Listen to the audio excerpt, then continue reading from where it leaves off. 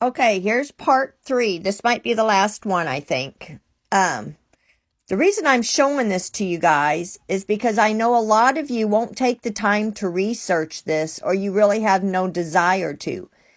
But all my life, I didn't know that I needed to learn stuff about history, like this eschatology, to understand the Bible better. So we left off with Cassius Dio writing about Nero when his workers was building the canal and they dug into the ground and blood came out and phantoms appeared and it freaked Nero out. The next one is Suetonius.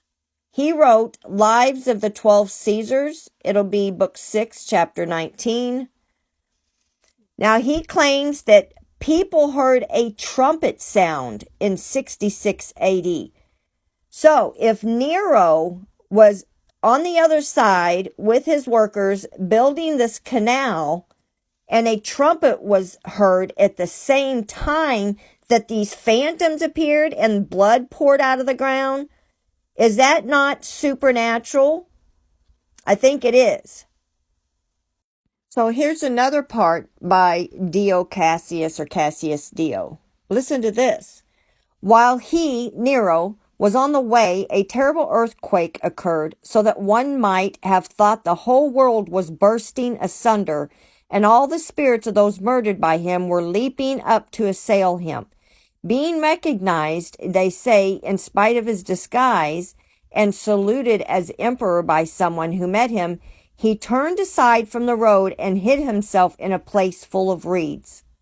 The great confusion which under these conditions prevailed in the camp of Vitellius was increased that night by an eclipse of the moon.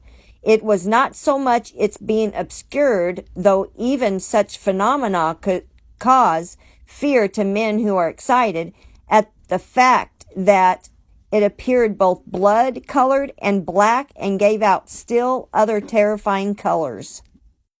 Nevertheless, in the midst of the sacrifices, there were offered Agrippina's honor in pursuance of a decree. The sun suffered a total eclipse and the stars could be seen.